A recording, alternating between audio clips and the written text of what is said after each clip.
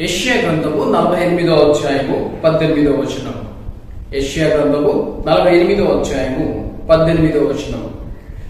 నీవు నా ఆజ్ఞలను ఆలకింపవలెనని నేనెంతో కోరుచున్నాను. ఆలకించిన ఎడల నీ క్షేమము నది వలెను, నీ నీతి సముద్ర తరంగం వలెను ఉండును.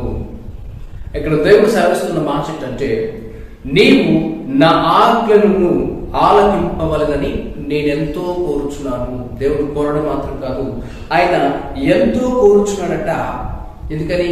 ఆయన మాట వింటే, ఆయన మాటలను ఆలకిస్తే నీకు క్షేమము అని దేవుడు ఇక్కడ తన మాటను సెలవిస్తున్నట్టుగా మనం చూస్తాము. అయితే ఈ మాటను సెలవిస్తున్న దేవుడు ఎవరు అనే విషయాన్ని మనం చూసినట్లయితే 17వ వచనంలో, నీ విమోచకుడును ఇశ్రాయేలు పరిశుద్ధ దేవుడైన నేను యెహోవా ఇలాగు సెలవించుచున్నాడు. ఈ దేవుడు పరిశుద్ధుడైన దేవుడు. పరిశుద్ధుడైన దేవుడు సెలవిస్తున్నాడు ఏంటంటే, నీకు ప్రయోజనము కలుగునట్లు నీ దేవుడైన యెహోవానకు నేనే నీకు ఉపదేశము చేయుదును. ఆయన ఉపదేశము, ఆయన బోధ చేస్తున్నారు. ఆయన చెప్పేది ఎందుకంటే నీకు ప్రయోజనము, నీకు లాభం, నీకు ప్రాఫిట్ కొరకు. ఏంటంటే నీవు నా మాటను ఆలకిస్తే నీకు లాభము అని దేవుడు సెలవిస్తున్నారు. అయితే ఈ దేవుడు ఎవరు అనే విషయాన్ని మనం చూసినట్లయితే, ఆయన మాట ఈ భూమి వింటుంది, ఆకాశం కూడా వింటుంది. మనం చూసినట్లయితే 13వ వచనంలో, నా హస్తము భూమి పునాది వేసెను, నా కుడి చెయ్యి ఆకాశ వైశాల్యములను వ్యాపింపజేసెను, నేను వాటిని పిలువగా ఒకటి తప్పకుండా అవన్నీ నిలుచును. నేను నిలబడు అంటే నిలబడుతుంది ఈ భూమి ఆకాశము అని దేవుడు సెలవిస్తున్నాడు. సహజంగా ఎవరైనా మాట్లాడేటప్పుడు ఏమని చెప్తారంటే, మీకు తెలుసండి, మేము ఈ ఏరియాకి వచ్చినప్పుడు ఇక్కడ ఏమీ లేదు, మేము పలానా ఊర్లో మా ఇల్లు కట్టుకున్నప్పుడు ఇక్కడ ఇల్లే లేవండి అంటే అర్థం ఏంటి? మేము సీనియర్, చాలా సంవత్సరాల క్రితమే మేము ఇక్కడ ఉన్నాము అని చెప్పుకోవడం కోసము. అంటే ఒక్కొక్కరు వారి గురించి వారు ఎంత గొప్పవారు, వారు ఎంతమంది కంటే ముందున్నారు అని చెప్పుకోవడం కోసం చేస్తారు. అయితే ఇక్కడ ఈ దేవుడు సెలవిస్తున్న మాట ఏంటంటే, ఆయన ఏదో ఒక యుగంలోనో ఒక తరంలోనో కొన్ని వందల సంవత్సరాలు మనం అనుకుంటాము. దేవుడు అనగానే దేవుడికి మా దేవుడికి చరిత్ర నీకు తెలుసా, ఆయన ఎంత గొప్పవాడో తెలుసా అని చెప్పుకుంటూ, చరిత్ర గొప్పదండి, యేసు ప్రభు ఈ లోకానికి వచ్చి 2000 సంవత్సరాలు అవుతుంది, ఆయన కంటే ముందున్న దేవుడు ఉన్నారు కదా, ఆయన కంటే ముందున్న దేవతలు ఉన్నారు కదా అని చెప్పడాన్ని మనం చూస్తాము. అయితే ఇక్కడ ఈ దేవుడు సెలవిస్తున్న మాట ఏంటంటే, ఆయన ఎప్పుడున్నారట? ఈ భూమికి పునాది వేసినప్పుడు ఉన్న దేవుడు. అంటే ఈ భూమికి పునాది వేసిన ఆయన, అసలు ఈ భూమి లేనప్పుడే ఉన్నాడట ఆయన. ఈ భూమి, ఆ ఆకాశం ఆయన మాట వింటుంది. కాబట్టి ఆయన ఎంత సీనియరో ఎవరు చెప్పలేరు. అయితే ఆయనను గూర్చి చెప్పబడుతున్న మాట ఏంటంటే 12వ వచనంలో, యాకోబు నేను పిలిచిన ఇశ్రాయేలు నాకు చెవియొగ్గిను, నేనే ఆయనను, నేను మొదటివాడను కడపటివాడను. నేను మొదటివాడను కడపటివాడను. ఈ దేవుడు మొదటివాడు ఆయనే. ఆయన లేకుండా కలిగి ఉన్నది, ఇప్పుడున్నది ఏదైనా సరే ఈ సర్వ ప్రపంచంలో ఆయన లేకుండా ఏది కలగలేదు. అంటే ఆయన ద్వారానే సమస్తము కలిగినని బైబిల్ సెలవిస్తూ ఉంది. అందుకని నేనే మొదటివాడను, నేనే కడపటివాడను. ఇవే మాటలు మనము ప్రకటన గ్రంథము 1వ అధ్యాయము 18వ వచనంలో చూడవచ్చు. నేను మొదటివాడను కడపటివాడను జీవించువాడను, మృతుడనైతిని కానీ ఇదిగో యుగ యుగములు సజీవుడినై ఉన్నాను, మరియు మరణము యొక్కయు పాతాళం లోకము యొక్కయు తాళపు చెవులు నా స్వాధీనంలో ఉన్నాయి. అక్కడ యేసు ప్రభు గురించి చెప్పబడుతున్న మాట ఏంటంటే, నేను మొదటివాడను కడపటివాడను. అప్పుడు యేసు ప్రభు మొదటివాడు అంటే ఆయన వయసు ఏంటి? ఈ భూమి పునాదులు వేసినది ఆయన, ఆయన చేతులు ఈ భూమికి పునాదులు వేసెను. యేసు ప్రభుకు ఎంత చరిత్ర ఉంది! అసలు ఈ భూమికి ఆకాశానికి నీ కంటికి కనిపించే నీకెంత జ్ఞానం ఉందో దానికంటే మించిన ఆయన, చరిత్రకు మించిన ఆయన, చరిత్రకు ఆధారం ఆయనే ఒక ఆధారము. కాబట్టి ఆయన సెలవిస్తున్న మాట ఏంటంటే, నీవు నా మాట ఆలకిస్తే మంచిది, నీవు నా మాట ఆలకిస్తే నీకు మేలు. సాధ్యం కొన్నిసార్లు అంటారు కదా, పెద్దోళ్ళు కానీ అమ్మనాన్నలు కానీ పిల్లలతో అంటారు, రే నీవు మాట వింటే నీకు మంచిదిరా. ఆనాడు బబులోను బానిసత్వం కింద ఉన్న ప్రజలతో దేవుడు సెలవిస్తున్న మాట ఏంటంటే, ఈనాడు నీ స్థితికి గల కారణము, ఈనాడు ఈ కష్టానికి, ఈ నష్టానికి, ఈ వ్యాధికి, ఈ బాధకి గల కారణం ఏంటంటే నీవు నా మాటను వినకపోవడమే అని దేవుడు సెలవిస్తున్నాడు. అంటే నా మాట ప్రకారం నువ్వు చేసి ఉంటే నీ జీవితం బాగుండేది. నువ్వు నా మాట ప్రకారం నేను చెప్పింది విధేయత చూపించుంటే ఈనాడు నీకు ఈ కష్టం వచ్చేది కాదు. కొన్నిసార్లు పెద్దవాళ్ళు చెప్పిన మాట వినప్పుడు చెప్తారు, రే నా మాట నువ్వు అప్పుడే వింటుంటే ఇలాంటి పరిస్థితి నీకు వచ్చేది కాదు కదా. అదే దేవుడు చెప్తున్నాడు, నువ్వు నా మాట వింటే నీకు క్షేమం. అయితే దేవుడు ఎవరిని బలవంత పెట్టడు. దేవుడు ప్రతి ఒక్కరికి చాయిస్ ఇస్తారు. ఇష్టం విధేయత చూపిస్తే ఆశీర్వాదము, అవిధేయత చూపిస్తే శాపము అని బైబిల్ సెలవిస్తుంది. అయితే జరిగిందేదో జరిగిపోయింది. గతంలో అవిధేయతను బట్టి, మాట వినకపోవడాన్ని బట్టి, ఒకవేళ క్షేమము లేక, క్షామముతో, కష్టముతో, అవిధేయత వలన శాపముతో ఒకవేళ ఉండి ఉన్నట్లయితే దానిని మార్చుకోవచ్చు. మనము మన గతాన్ని వెళ్ళి మార్చలేము, కానీ మన భవిష్యత్తును మార్చుకోగలము. ఎలాగంటే దేవుని మాటకు విధేయత చూపించడం ద్వారా. ఇకనైనా నువ్వు నా మాట వింటే నీకు శ్రేష్టం. నేను ఎంతో కోరుకున్నానయ్యా, నువ్వు నా మాట వింటే నీకు క్షేమము అని దేవుడు స్పష్టంగా చెప్పడాన్ని మనం చూస్తాము. అంటే దేవుని మాటలు మనం పాటించాలని, దేవుని మాటకు మనం విధేయత చూపించాలని. అందుకనే భక్తుడైన దావీదు ఏమంటాడంటే, నీ కట్టడలను నేను నేర్చుకున్నట్లు నేను శ్రమను దిండుట మేలు. అంటే దేవుని యొక్క కట్టడలను, దేవుని యొక్క ఆజ్ఞలను నేర్చుకోవడం ద్వారా ఏముంటుంది? క్షేమం. దేవుని ఆజ్ఞలు పాటిస్తే శాంతి, సమాధానం, నెమ్మది మన జీవితంలో ఉంటుంది. కొన్నిసార్లు మనం వింటాము, కొన్నిసార్లు ఉత్తరం రాసేటప్పుడు నేను క్షేమం, మీరు కూడా క్షేమంగా ఉన్నారా? మన దేవుడు మన క్షేమమును కోరే దేవుడు. ఈ పరిశుద్ధ దేవుడు, ఈ భూమికి పునాదులు వేసిన దేవుడు, ఈ సర్వ సృష్టిని సృజించిన దేవుడు మానవాళి యొక్క క్షేమమును కోరే దేవుడు. అందుకనే ఆయన చెప్పేది ఏంటంటే, నీవు నా మాట వింటే నీకు క్షేమము, నీవు నా ఆజ్ఞలు పాటిస్తే నీకు క్షేమము. యెషయా గ్రంథము 48వ అధ్యాయము 18వ వచనం, నీవు నా ఆజ్ఞలను ఆలకింపవలెనని నేను ఎంతో కోరుచున్నాను. ఆజ్ఞలు అదేంటి బ్రదర్, మరలా ఆజ్ఞలను చెప్పి పాత నిబంధనలోకి తీసుకెళ్ళిపోతున్నారా? మరలా ఆజ్ఞలు పాటించాలని చెప్పి పాత నిబంధనకు మమ్మల్ని తీసుకెళ్ళిపోతున్నారా? ఆజ్ఞలు ముట్టివేయబడినాయి కదా. అలాగైతే యేసు ప్రభు దగ్గరికి నేను నిత్య జీవం పొందుకోవడానికి ఏం చేయాలి అని ఒక యవన అధికారి వచ్చాడు. ఆ యవన అధికారికి యేసు ప్రభు చెప్పిన మాటలు ఏంటంటే 10 ఆజ్ఞలు చూపించారు. అంటే నిత్య జీవమును పొందుకోవాలంటే, అంటే మానవుని పట్ల దేవుని యొక్క గొప్ప ప్రణాళిక ఏంటంటే దేవుని వలె, దేవుని పోలికలో ఎప్పుడూ శాశ్వతంగా ఉండాలని, ఆయనతో ఉండాలని. అదే దేవుని యొక్క ప్రణాళిక. అయితే ఆ జీవమును, ఆ సమృద్ధి అయిన జీవమును, ఆ నిత్య జీవమును పొందుకోవాలంటే చేయాల్సిన పని కూడా ఆజ్ఞలను పాటించాలని యేసు ప్రభు ఆ యవనస్తుడికి చూపించడాన్ని మనం చూస్తాం. అది కొత్త నిబంధనలో. అప్పుడు కొత్త నిబంధన ప్రజలమైన మన నుండి కూడా దేవుడు ఆశించేది ఏంటంటే మనము ఆయన ఆజ్ఞలను పాటించాలని. ఆయన ఆజ్ఞలను మనం పాటించడం ద్వారా ఏమవుతుంది? మనం నశించిపోకుండా ఉంటాం, మన క్షేమం ఉంటుంది, మనం ఆశీర్వదించబడతాం, మన జీవితాలు ప్రకాశించబడతాయి అని బైబిల్ సెలవిస్తూ ఉంది. అంత మాత్రం కాదు, ఆయన ఆజ్ఞలు మనం పాటిస్తే క్షేమంగా ఉంటాము, సంతృప్తిగా ఉంటాము. అందుకని మీ ప్రయోజనం కొరకే అని దేవుడు చెప్పడాన్ని మనం చూస్తాము.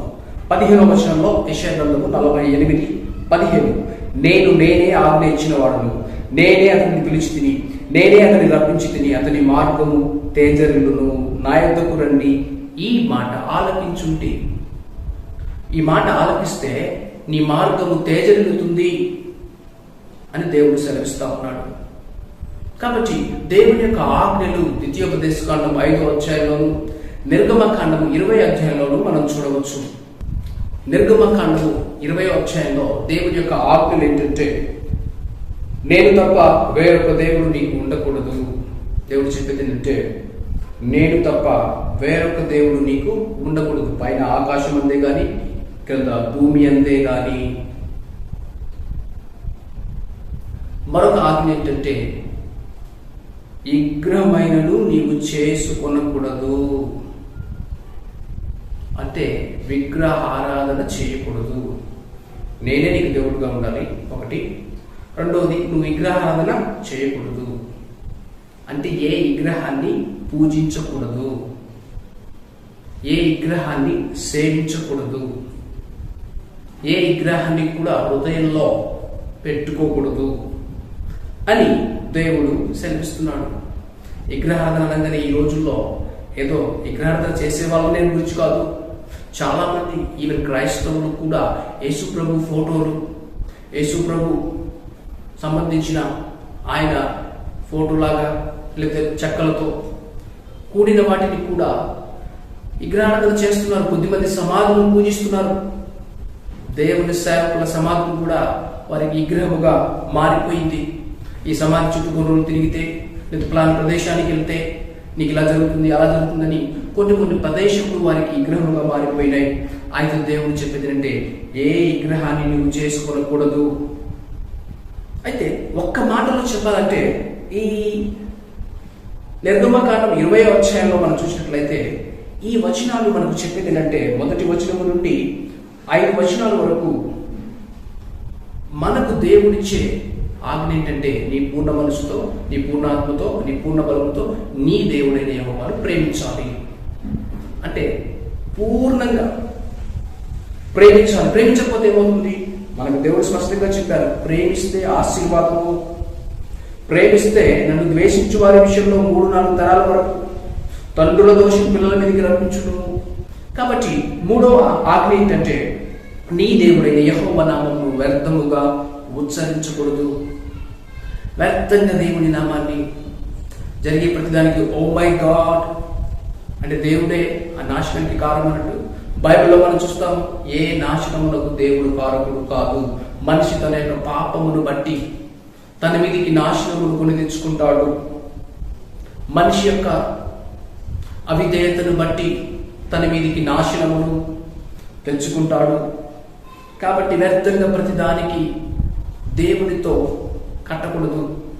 ఇంకొక ఆజ్ఞ ఏంటంటే, విశ్రాంతి దినమును పాటించాలని, ఆ తర్వాత తల్లిదండ్రులను సన్మానించాలని, నరహత్య చేయకూడదని, విభచరించకూడదని, దొంగిలకూడదని, నీ పొరుగువాని మీద అబద్ధ సాక్ష్యం పలకూడదని, నీ పొరుగువాని ఇల్లు ఆశించకూడదని. అంత మాత్రం కాదు, నీ పొరుగువాని భార్యనైనను, దాసునైనను, దాసినైనను, ఎద్దునైనను, గాడిదను, నీ పొరుగువాని దగ్గర దేనినైనను ఆశించకూడదని. ఈ 10 ఆజ్ఞలు మనం చూడవచ్చు. ఈనాడు సాంకేతికంగా ఎంతో పురోగభివృద్ధి చెందుతున్న టెక్నాలజీ పరంగా కానీ అన్ని విధాలుగా మనిషి అభివృద్ధి చెందుతున్నా కూడా దేవుని యొక్క ఆజ్ఞలను మీరుతున్నాడు.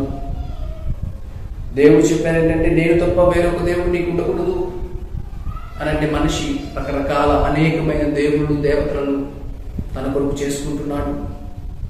మనం చూసినట్లే మన దేశంలో పలు ప్రాంతాల్లో, పలు ఊర్లలో, పలు రాష్ట్రాల్లో, పొలిమేరల్లో రకరకాల, వీధికి ఒక దేవుడు, వీధికి ఒక దేవత, రకరకాల దేవుళ్ళు. మన దేశంలో అయితే 3 కోట్ల దేవుడు. కానీ దేవుడు చెప్పేది ఏంటంటే, నేను తప్ప వేరొక దేవుడు నీకు ఉండకూడదు. అది మాత్రం కాకుండా విగ్రహమును చేసుకోనకూడదు. నీకేది కూడా విగ్రహముగా మారకూడదు. అంటే ఇది లేకపోతే నేను ఉండలేను, ఈ వస్తువు లేకపోతే నేను ఉండలేను, ఈమె లేకపోతే నేను ఉండలేను. ఈవెన్ మనుషులు కూడా విగ్రహంగా మారుతారు. బైబిల్ స్పష్టంగా చెప్పేది ఏంటంటే ఎందుకు విగ్రహం చేసుకోకూడదు అని అంటే కీర్తనలు 106:36 మనం చూడవచ్చు. కీర్తనలు 106:36 వారి విగ్రహములకు పూజ చేసిరి, అవి వారికి ఉరియాయము. వారి విగ్రహములకు పూజ చేసిరి అంటే ఆరాధించిరి, అంటే ప్రేమించిరి. ఇక అదే నా జీవితం అనుకున్నారు. చాలా మందికి మనుషులు విగ్రహంగా మారుతారు. అదే గురిగా అవుతుంది. నన్ను ఎంతో ప్రేమిస్తున్నానని చెప్పాడండి, అందుకనే నేను ఏదైతే చెప్పకూడదో షేర్ చేయకూడదో షేర్ చేశాను, అదే నాకు గురిగా మారింది. అతను నన్ను ఎంతో ప్రేమించాడు కాబట్టి నేను అన్ని షేర్ చేసుకున్నానండి. ఒక మనిషి మరొక మనిషికి గురిగా మారుతున్నారు. ఈ వస్తువు లేకపోతే నేను బతకలేను, ఈ మనిషి లేకపోతే నేను బతకలేను. మరీ అంతగా అంటే ఈ రోజుల్లో క్రైస్తవ్యంలో చూసినట్లయితే కొన్నిసార్లు పాస్టరే విగ్రహంగా మారిపోవడం. అంటే పాస్టర్ దగ్గర అన్నీ చెప్పాడు, అంటే చెప్పకూడదని చెప్పట్లేదు. కొంతమంది దానికి గురిగా మార్చేస్తారు, అంటే మన బలహీనతను తెలుసుకొని మనల్ని ఆడుకోవడానికి.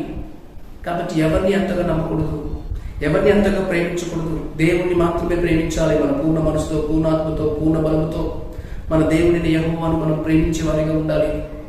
యేసు ప్రభువును మనం ప్రేమించే వారిగా ఉండాలి. He is the Lord God. అవును, మన ప్రేమకు ఆయన అర్హుడు, మన ఆరాధనకు ఆయన అర్హుడు.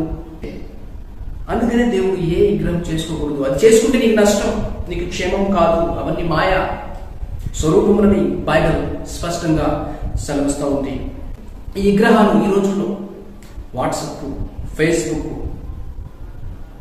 మొబైల్, అసలు మొబైల్ అనే ఈ విగ్రహం లేకపోతే చాలా మంది ఒక్కరోజు లేకపోతే కూడా ఏమైపోతారో తెలియని పరిస్థితి. ఎంతగా అయిపోయిందంటే అది హృదయంలో బిడ్డ ఒక సింహాసనం వేసుకొని కూర్చుంది. ఇక లేకపోతే ఏమీ జరగదన్నట్టు. అయితే మరొక విషయం ఏంటంటే విశ్రాంతి దినమును పాటించాలని.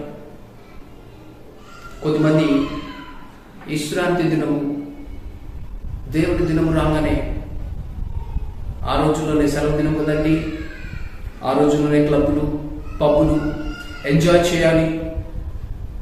వీకెండ్ కదా, ఎక్కడైనా వెళ్ళి ఎంజాయ్ చేద్దాం అంటే ఎంజాయ్ చేయకూడదని కాదు, పరిశుద్ధంగా ఆచరించాలని బైబిల్ సెలవిస్తూ ఉంది. అయితే విశ్రాంతి దినాన్ని ఎలా పాటిస్తున్నామా, ఈ ఆజ్ఞను మనం మీరుతున్నామా అనే విషయాన్ని మనం పరీక్షించుకోవాలి. మరొకటి, తల్లిదండ్రులను మనం సన్మానించాలి. సన్మానం అంటే గౌరవం. తల్లిదండ్రులను సన్మానించాలనే ఆజ్ఞ. సన్మానం అంటే గౌరవము. మనం చాలాసార్లు చూస్తాము, తల్లిదండ్రులు మనము చింతనలో ఉన్నప్పుడు మన తల్లిదండ్రులు మన నుండి ఏం ఆశిస్తారంటే ఇతరుల ముందు నా కొడుకు కానీ నా కూతురు కానీ వారు తప్పు కాకూడదు, కాబట్టి వారు మంచిగా ఉండాలి. అలాగే మన తల్లిదండ్రులు మన గురించి ఆలోచించారు. సన్మానించడం, వారిని పూజించడం అంటే మనం కూడా నా తల్లిదండ్రులు ఇతరుల ముందు చులకనవ్వకూడదు, వారు చక్కగా ఉండాలి అని వారిని అదే ప్రేమతో వారు పెద్దవాళ్ళైనప్పుడు మనం ప్రేమించాల్సిన అవసరత ఉన్నది. నరహత్య, యేసు ప్రభు ఏం చెప్పారంటే కఠినంగా మాట్లాడటం, మాటలతో కొంతమంది చంపేస్తారండి. నరహత్య చేయకూడదు.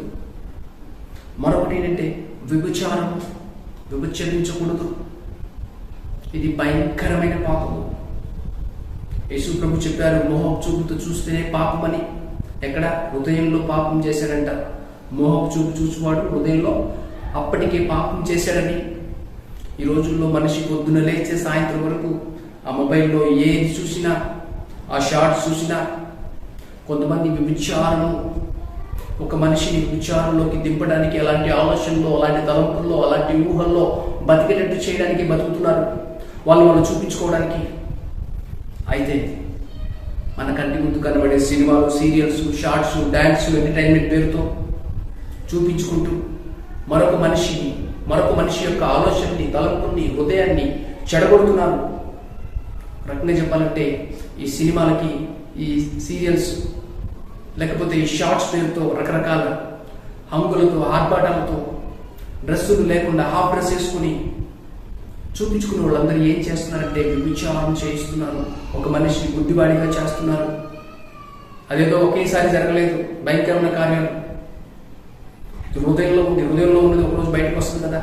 మరి ప్రతి ఒక్కడు ప్రతిరోజు హృదయంలోనే అది ఉంచుకుంటే ఏదో ఒక రూపంలో, అది మాట రూపంలోనూ క్రియ రూపంలో జరిగే అవకాశం ఉంది కదా. కాబట్టి వ్యభిచరించకూడదని ఆజ్ఞ, ఈ ఆజ్ఞ విషయంలో నువ్వు తప్పిపోతున్నావా? దొంగిలించకూడదు. దేవుడి సమయాన్ని దొంగిలించే వారిగా ఉంటారు కొద్దిమంది. కాబట్టి అయితే ఇంకొకటి అబద్ధ సాక్ష్యం, వేరొకరి పేరు పాడు చేయడానికి, వేరొకరి యొక్క మంచి పేరును పాడు చేయడానికి, లేకపోతే వేరొకరిని అణగదొక్కడానికి, వారి పైకి రాకుండా ఉండడానికి వారి మీద అబద్ధ సాక్ష్యాలు చెప్పి, ఈవెన్ సంఘాలు జరుగుతాయి, చర్చలు జరుగుతున్నాయి, తప్పుడు వ్యక్తి కాకపోయినా తప్పుడు వ్యక్తి అని ప్రచారం చేసి. కాబట్టి అబద్ధ సాక్ష్యం పలికి వాడిగా ఉంటే నీకు నెమ్మది ఉండదు, నీకు శాంతి ఉండదు. నీ పొరుగు వాళ్ళతో దేనిని ఆశించకూడదు. పొద్దున లేస్తే సాయంత్రం వరకు పక్కవాడిది చూస్తూ, పక్కవాడిది ఆశిస్తూ. దేవుడు ఆశించింది నువ్వు పొరుగు వాని భార్యనో, లేకపోతే పొరుగు వాని కూతురునో, లేకపోతే పొరుగు వాని కొడుకునో నువ్వు ఆశిస్తావంటే నీ పొరుగు వాడి దేన్ని నువ్వు ఆశించకూడదు. అయితే ప్రతి నిమిషం, ప్రతి క్షణము మనిషి ఈ ఆజ్ఞ విషయంలో తప్పిపోతున్నాడు. అందుకే మనశ్శాంతి లేకుండా ఉన్నాడు, అందుకే శాంతి సమాధానం లేకుండా ఉన్నాడు. అందుకని దేవుడు స్పష్టంగా చెప్పేది ఏంటంటే, నేనెంతో కోరుచున్నాను నీవు నా ఆజ్ఞలను పాటించాలని. నా ఆజ్ఞలను పాటిస్తే నీకు జరిగేది ఏంటంటే, నువ్వు ఆజ్ఞలు పాటిస్తే నీకు జరిగేది ఏంటంటే, నీకు క్షేమము నది వలెను. నది, నువ్వు స్థిరంగా ఉంటావు, నువ్వు క్షేమంగా ఉంటావు. నది పక్కన నీకు క్షేమం ఎలా ఉంటుందంటే, పక్కన ఉన్న వాళ్ళకు కూడా క్షేమం. నది చుట్టూ ఉన్న చెట్లు వాటన్నిటికీ, లేకపోతే నది లోపల ఉన్న చేపలు అన్నిటికీ క్షేమం. కాబట్టి నువ్వు క్షేమంగా ఉంటే నీ చుట్టుపక్కల వారికి నువ్వు క్షేమంగా ఉంటావు, నీ కుటుంబానికి క్షేమంగా ఉంటావు, నీ సమాజానికి క్షేమం తీసుకొస్తావు. నువ్వు దేవుని ఆజ్ఞలు పాటిస్తే నీ వలన ఇతరులు ఆశీర్వదించబడతారు, నీ జీవితం ఇతరులకు ఆశీర్వదకరంగా ఉంటుంది. అంత మాత్రము కాదు, ఆలకించిన నీ క్షేమము నది వలెను, నీ నీతి సముద్ర తరంగము వలె ఉండును. నీ నీతి సముద్ర తరంగంలో ఒక చోట ఉంటావు. కాబట్టి నీవు దేవుని ఇంకా నమ్ముతావు. నువ్వు ఆజ్ఞలు పాటించే కొద్దీ ఇంకా దేవుని మాటలు నమ్మాలనే విశ్వాసము నీకు కలుగుతుంది. అందుకని దేవుడు చెప్పి, నువ్వు నా మాట ఆలకిస్తే నీకు చాలా మంచిదయ్యా. అంత మాత్రం కాదు, నీ మార్గము తేజరిల్లుతుందయ్యా.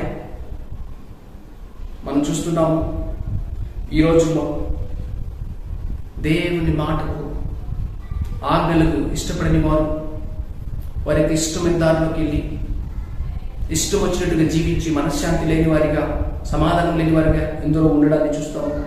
డాక్టర్ అంబేద్కర్ గారు ఏం చెప్పారంటే, ఒక విద్యావంతుడు తన సమాజాన్ని మూఢనమ్మకాలు మరియు అజ్ఞానం నుండి బయటకు తీసుకురాకపోతే, మూఢనమ్మకాల నుండి అజ్ఞానం నుండి బయటకు తీసుకురాకపోతే ఆ విద్యావంతుడు కావడం వల్ల ప్రయోజనం లేదు.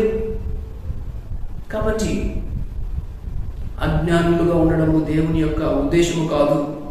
2వ దశలోని రాసిన పత్రిక 2వ అధ్యాయము 4వ వచనం, ఏది దేవుడు అనబడనో, ఏది పూజించబడనో దానంతటికి ఎదిరించుచు, దానంతటికి పైగా వాడు తను తానే హెచ్చించుకొనుచు, తాను దేవుడు నుండి తను కనపరుచుకొనుచు దేవుని ఆలయంలో కూర్చుండును కనుక ఏ విధమునైన ఎవరు మిమ్మల్ని మోసపరచనీయకుడి.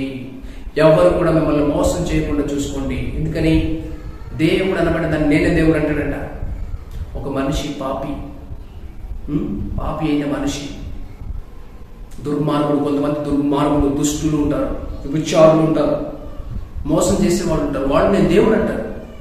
మనుషులు మోసపోతారు.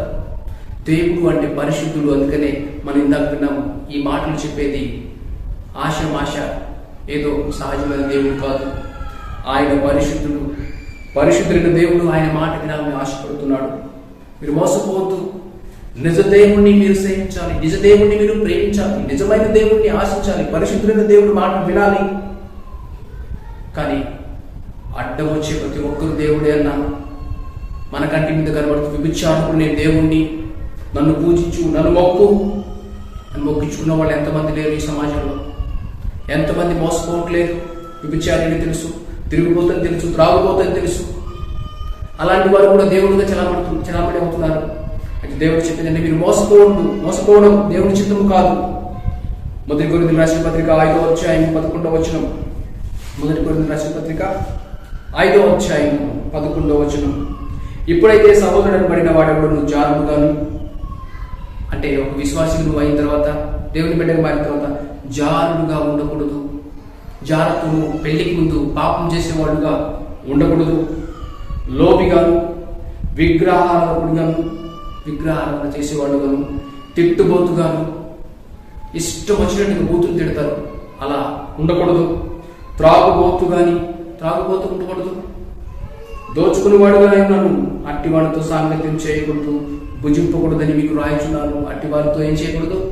సాంగత్యం చేయకూడదు, స్నేహం చేయకూడదు, వారితో కలిసి భోజనము చేయకూడదు అని బైబిల్ స్పష్టంగా సెలవిస్తూ ఉంది.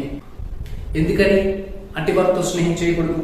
మొదటి కొరింథీయులకు రాసిన పత్రిక 6వ అధ్యాయం 9వ వచనం నుంచి మనం చూసినట్లయితే, అన్యాయస్తులు దేవుని రాజ్యంలో వారసులు కారణం మీకు తెలియదా? మోసపోవద్దు.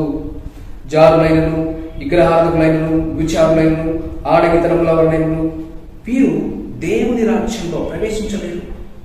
బూతులాడేవారు, దూషకులు, త్రాగుబోతులు, దోచుకునేవారు దేవుని రాజ్యానికి వారసులు కారు. అట్టి వారితో జాగ్రత్తగా ఉండమని దేవుడు సెలవిస్తున్నాడు. అయితే దేవుని యొక్క ఉద్దేశం ఏంటి? నిత్యము జీవించాలని. దేవుని యొక్క ప్రణాళిక ఏంటి? నేను నిత్యము ఆయనతో ఉండాలని, పరలోకంలో ఉండాలని. నశించిపోవడం ఆయనకి ఇష్టం లేదు, అందుకని ఆయన ఈ లోకానికి వచ్చాడు. ఎవరు నశించిపోవడం ఇష్టం లేకుండానే దేవుడు లోకమును ఎంతో ప్రేమించాడు. దేవుడి లోకాన్ని ఎంతో ప్రేమించాడు. ఎందుకని? ఎవరు నశించిపోవడం ఇష్టం లేక తన అద్వితీయ కుమారుని పుట్టిన వారిని విశ్వాసం ప్రతి వాడు నశింపక నిత్యం పొందినట్లు మనకు ఆయన అనుగ్రహించాడు. ఆయన విశ్వాసం ప్రతి ఒక్కరు నిత్య జీవం పొందుకోవడానికి దేవుడు యేసు ప్రభువును అనుగ్రహించాడు. అందుకోసం ఆయన ఈ లోకానికి వచ్చారు. నా కుమారుడు నా మాట వింటే నీకు మేలు అని మనం చూస్తాము బైబిల్లో.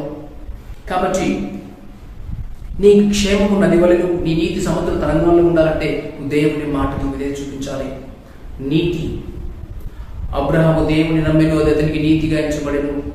దేవుని మాటను నమ్మకుండా ఎలా విశ్వసిస్తావు? నమ్మడం ద్వారా నువ్వు నీతిని పొందుకుంటావు. నీ నీతి సముద్ర తరంగంలో ఉంటుందని. అంత మాత్రం కాకుండా రోమిలికి రాసిన పత్రిక 5వ అధ్యాయం 9వ వచనం 5-9. కాబట్టి ఆయన రక్తం వల్ల ఇప్పుడు నీతిమంతులుగా తీర్చబడి మరింత నిశ్చయముగా ఆయన ద్వారా ఉగ్రత నుండి రక్షించబడడం మాత్రం కాదు, ఆయన రక్తం ద్వారా ఇప్పుడు నీతిమంతులుగా తీర్చబడుతున్నారు. యేసు ప్రభు రక్తం ద్వారా నీతిమంతులుగా తీర్చబడతాం. అయితే ఈ రోజు నీతిమంతులుగా తీర్చబడ్డావా? ఒకవేళ నీతిమంతులుగా తీర్చబడాలంటే, ఆయన రక్తం ద్వారా కడగబడాలంటే మన పాపం మనం ఒప్పుకుంటే, పాపం అంటే ఆజ్ఞను అతిక్రమించడమే. ఈ 10 ఆజ్ఞల్లో ఏ ఆజ్ఞను మీరేవో నాకు తెలియదు, ఏ ఆజ్ఞను మీరి నువ్వు పాపిగా మారేవో తెలియదు. కానీ నీ పాపం నుండి నువ్వు కడగబడాలంటే, నీ పాపం నువ్వు ఒప్పుకునేలా ఆయన నమ్మదగిన వాడు, నీతిమంతుడు. నీ సమస్త పాపం నుండి ఆయన నిన్ను విడిపిస్తాడు, నిన్ను నీతిమంతుడిగా చేస్తాడు. ఈరోజు నీకు క్షేమం లేదా? క్షేమంతో ఉన్నావా? శాంతి లేకుండా అశాంతితో ఉన్నావా? నెమ్మది లేకుండా, సమాధానం లేకుండా ఉన్నావా? అయితే దేవుడు నీకు సమాధానం ఇవ్వాలని, నీకు శాంతిని ఇవ్వాలని, నీకు క్షేమమునివ్వాలని ఆశిస్తున్నాడు. అయితే నువ్వు ఆయన మాటకు విధేయత చూపించాలి. బహుశా ఈ రోజు నీ యొక్క క్షామానికి, ఈ రోజు నీ యొక్క వ్యాధికి, నీ యొక్క బాధకి, నీ కష్టానికి గల కారణం నీ యొక్క అవిధేయత ఉండవచ్చు. అందుకని దేవుడు నీ నుండి అసలు నేను ఎంతో కోరుతున్నానయ్యా, నీవు నా ఆజ్ఞలు పాటించాలని. నువ్వు నాకు ఆజ్ఞలు పాటిస్తే నీకు క్షేమము. కాబట్టి నువ్వు క్షేమం పొందుకోవాలంటే ఈ మాటలు వినే నీవు, బైబిల్ చెప్పేది ఏంటంటే దుష్టుడికి సమాధానం ఉండదట. దుష్టుడికి సమాధానం ఉండదు. ఒకవేళ నువ్వు దుష్టుడిగా ఉండవచ్చు, దేవుని మాటకు అవిధేయత చూపించి సమాధానం లేని వ్యక్తిగా ఉండవచ్చు. ఇదే అంటే అభిషేకం 48వ అధ్యాయము 22వ వచనం చూసినట్లయితే, దుష్టులకు నెమ్మది ఉండదని యెహోవా సెలవిస్తున్నాడు. దుష్టులకు నెమ్మది ఉండదు అంటే పాపం చేసేవారికి, దేవుని ఆజ్ఞను మీరే వారికి, దేవుని ఆజ్ఞ పాటించకుండా ఉండే వారికి నెమ్మది ఉండదు. అయితే ఈనాడు మీకు నెమ్మది కావాలంటే నువ్వు ఆయన మాటకు విధేయత చూపించాలి, ఆయన మాటకు లోపడాలి. ఆయన మాటను వినడం ద్వారా, విశ్వసించడం ద్వారా దేవుని ఆత్మ నీ జీవితంలో తన కార్యాన్ని జరిగిస్తారు. పాప ఒప్పుకోలు కిందికి నిన్ను తీసుకొస్తారు. దేవుని ఆత్మ సర్వశక్తిలోకి నిన్ను నడిపిస్తారు. దేవుని ఆత్మ నిన్ను పరిశీలిస్తారు. నీలో దేవునికి ఇష్టం లేని కార్యాలను చూపించి సరి చేసుకోవడానికి ఆయన సహాయం చేస్తారు. అయితే ఆయన మాటను విశ్వసించే నీవు ఆయన ఆజ్ఞను పాటించాలని ఆశిస్తే దేవుడు తన కార్యాన్ని నీ జీవితంలో జరిగిస్తారు. అవును పిల్లరా, ఏ ఆజ్ఞ విషయంలో నువ్వు తప్పిపోయావు? ఏ ఆజ్ఞను నీవు మీరావు? ఎక్కడ మీరావో, ఏ ఆజ్ఞను మీరావో నువ్వు ఒప్పుకుంటే దేవుడు నిన్ను క్షమిస్తాడు. అతిక్రమము దాచిపెట్టువాడు వర్ధిల్లుడు, ఒప్పుకొని విడిచిపెట్టువాడు కనికరమును పొందును. నువ్వు కనికరం పొందుకోవాలంటే, నీ బిడ్డలకి కనికరాన్ని ఇచ్చే వ్యక్తిగా మారాలంటే నువ్వు దేవుడిని ప్రేమించే వ్యక్తిగా మారాలి. అందుకోసమే ఈ ప్రకటన, అందుకోసమే దేవుడు నీ హృదయమైన తలుపులు తడుతున్నారు. ప్రకటన గ్రంథం 3వ అధ్యాయం 19 నుంచి, నేను ప్రేమించి వారందరినీ గర్భించి శిక్షించుచున్నాను. దేవుడు నిన్ను ప్రేమిస్తున్నాడు కాబట్టి ఈ శిక్షను బహుశా జీవితంలో రప్పించి ఉంటాడు. శిక్షిస్తున్నాడు కనుక నీవు ఆసక్తి కలిగి మారు మనసు పొందుము. మెయిన్ ఉద్దేశం ఏంటి? నువ్వు మనసు మార్చుకో. నువ్వు ఆజ్ఞలు పాటించకపోతే పాటించడానికి ప్రయత్నించు. ఇదిగో నేను తలుపుల వద్ద నిలుచుని తట్టుచున్నాను. ఎవడైనా నా స్వరం తలుపు తీసిన ఎడలా నేను అతని యొద్ద వచ్చి అతనితో నేను నాతో అతను భోజనము చేయదు. కాబట్టి నేను నీతో ఉంటానని దేవుడు చెప్తున్నాడు. ఆయన ఉన్న చోట శాంతి ఉంటుంది, సమాధానం ఉంటుంది, నెమ్మది ఉంటుంది. అయితే నీ హృదయమైన తలుపును ఆయన కొరకు తెలుస్తావా? అంత మాత్రం కాదు, నేను జయించి నా తండ్రితో కూడా సింహాసనం ముందు కూర్చుండి ఉన్న ప్రకారం జయించుకొని నాతో కూడా నా సింహాసనం ముందు కూర్చుండనిచ్చెదను. నిన్ను జయించేవానిగా ఆయన చేస్తాడు. నువ్వు ఓడిపోయిన ఆ ఆజ్ఞ విషయంలో నిన్ను జయించేవానిగా ఆయన మార్చుతాడు. సంఘంలో ఆత్మ చెప్పును చిన్న మాట, చెవి గలవాడు విను కాక. నీకు చెవి ఉంటే ఈ మాట విను. ఆయన ఆజ్ఞకు విధేయత చూపించు. ఆయన నీ జీవితంలో వస్తే జక్కే జీవితం ఎలాగైతే మారిపోయిందో, జక్కే తన ఇంట్లో యేసు ప్రభువుకు స్థానం ఇచ్చాడు. తన పాపంలోని సరిచేయబడ్డాయి, తిట్టుకున్నాడు, సరిచేసుకున్నాడు.